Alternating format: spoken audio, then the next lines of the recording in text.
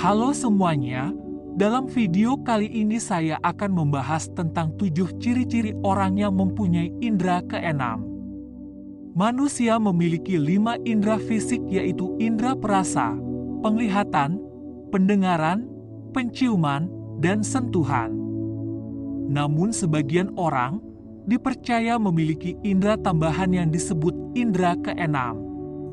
Indera keenam tidak bisa dijelaskan dengan akal sehat. Seseorang yang istimewa dengan memiliki indera keenam biasanya bisa membaca pikiran orang lain. Indera keenam atau yang biasa disebut dengan mata batin merupakan salah satu kemampuan istimewa manusia yang tidak dimiliki oleh setiap orang. Kemampuan ini dipercaya dapat melihat sesuatu hal di luar mata biasa. Seperti apa ciri-ciri orang yang mempunyai indera keenam? Tentunya ini sebuah keajaiban dari Allah Subhanahu wa Ta'ala.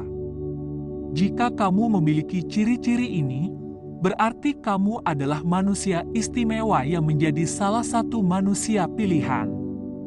Sebagai makhluk Tuhan yang paling sempurna, kita sebagai manusia merupakan juara sejak lahir karena kita adalah satu-satunya sel yang berhasil menjadi bentuk yang sempurna.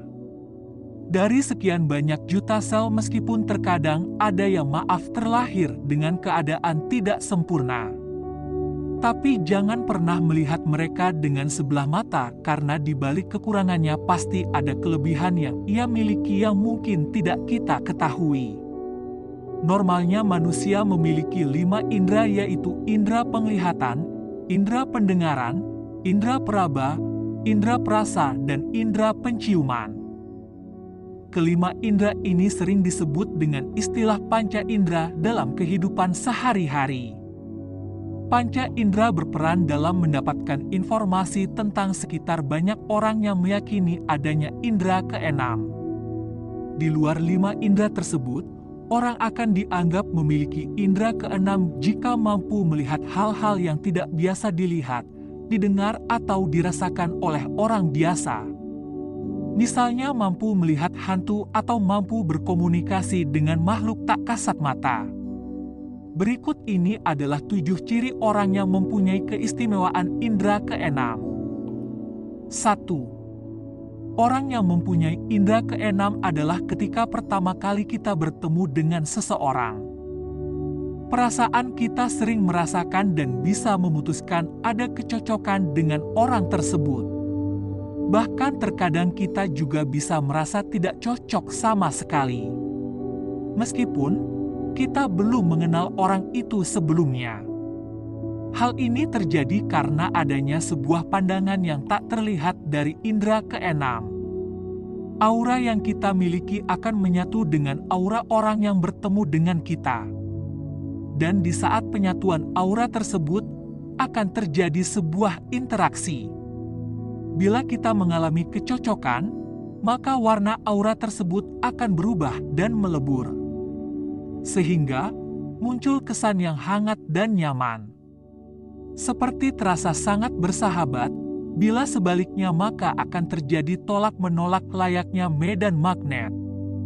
Hingga kita bisa merasa tidak nyaman dengan orang itu. Jadi bila kita merasa tidak suka dengan orang yang bahkan belum kita kenal, maka bisa dipastikan orang tersebut juga merasakan hal yang sama. 2. Orang yang mempunyai indera keenam adalah sering mengalami deja vu. Deja vu merupakan perasaan yakin bahwa kita telah mengalami atau melihat situasi yang sebenarnya baru saja kita alami. Kita merasa seolah peristiwa tersebut telah terjadi atau terulang lagi.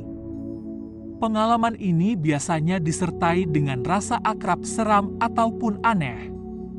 Terkadang deja vu dihubungkan dengan mimpi, tetapi ada kemungkinan bahwa hal itu memang benar-benar terjadi di masa lalu.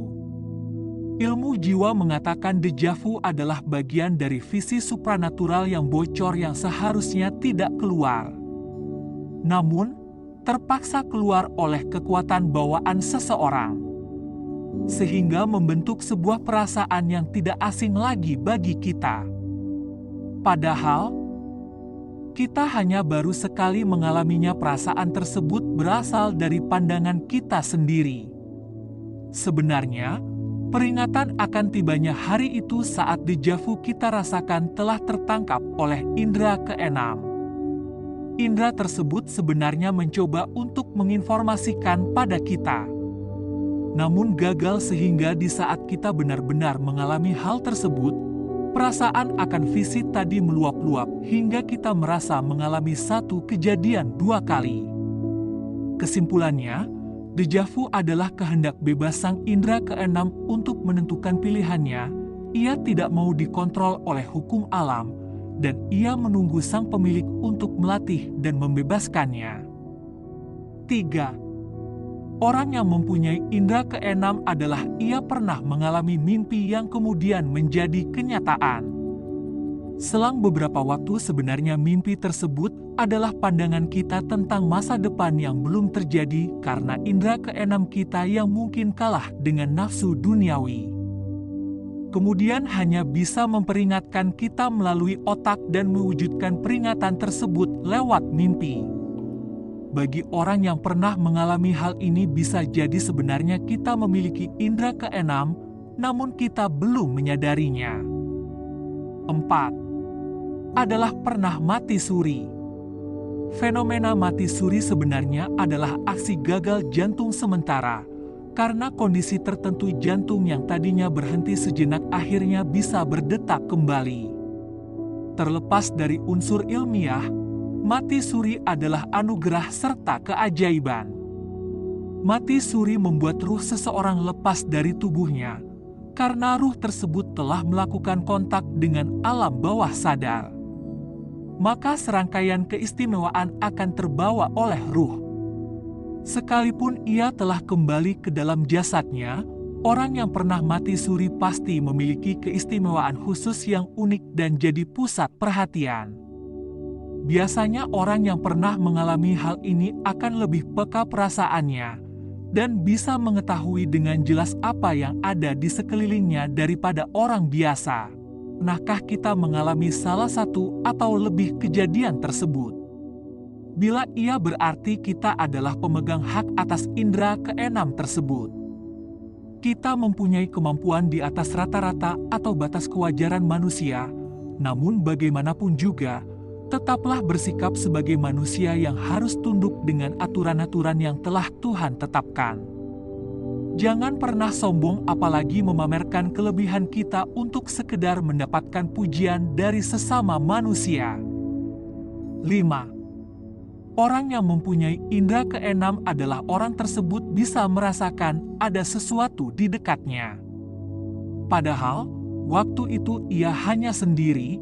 Jika kita pernah mengalami hal ini, berarti kita sebenarnya memiliki indera keenam. Namun belum kita sadari. Sebelumnya, bisa jadi waktu itu kita memang tidak sendiri sebenarnya. Adapun hal lain yang mungkin lebih dari satu yang berada di dekat kita. Mungkin sebenarnya mereka ingin berkomunikasi dengan kita. Namun, kebanyakan dari golongan mereka justru mempermainkan perasaan kita. 6. Orang yang memiliki indera keenam adalah kita bisa melihat aura suatu benda saat kita memperhatikan sesuatu tanpa berkedip. Kita akan menangkap cahaya yang menyelimuti benda tersebut. Namun setelah diamati kembali, cahaya tadi pun hilang. Kita yang pernah mengalami hal ini berarti kita mempunyai kemampuan indera keenam. Namun belum juga disadari sebelumnya, ketahuilah bahwa sebenarnya cahaya yang menyelimuti benda padat dalam pandangan kita tersebut adalah aura atau prana yang menyelimuti benda itu. 7. Kita bisa melihat sebuah bayangan. Pernahkah kita melihat sekelebat bayangan yang begitu nyata? Namun, setelah disadari ternyata tidak ada apapun di sekitar kita. Bila kita pernah mengalami hal ini, sebenarnya kita memiliki indera keenam. Hal ini bukan ilusi optik atau gangguan mata yang diakibatkan posisi tubuh terhadap letak pandangan. Namun sekelebat bayangan tadi memanglah tetangga gaib kita yang sedang numpang lewat. Bila kita adalah salah satu dari pemilik indera keenam, pasti kita tahu juga maksudnya, dan kita pasti tahu juga. Terkadang kamar kita adalah jalan pintas atau jalan masuk ke rumah mereka.